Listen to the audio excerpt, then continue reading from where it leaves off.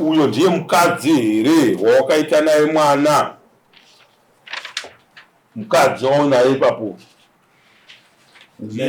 ndiye wandaitwa ndakaita naye. ndati ndiye mukadzi wacho here? Ndiye. Anonzani? Unonzaniwo musikana? NOMATTER. Tiudze nyaya yako yeNOMATTER. Baba vemwana pavarume vaviri ava ndeupi? Taure nezita rake.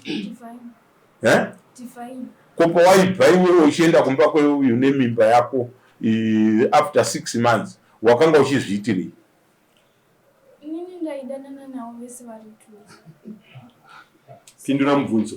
Ndati wakazotora mwana after 1 year 8 months zvekutaurwa neuyu wakuenda naye kune uyu kunomupa mwana achengetwa kubva iri mimba kubva pa6 months kuenda pa9 months pane 3 months handiti ndobva waita 1 year nhingi kureva kuti une 1 year 11 months uri mumaoko euyu mwana wachona ndowozotora wakunopa uyu pawakabheke uchienda nemimba kune uyu wakanga usingazive kuti mimba ina ndeuyu wakazviziva sei?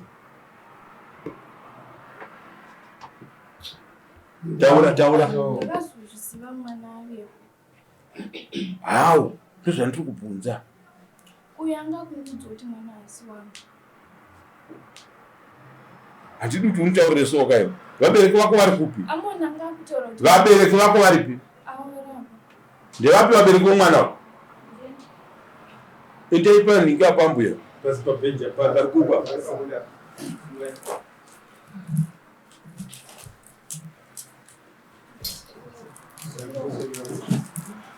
Tine urombo wambuya.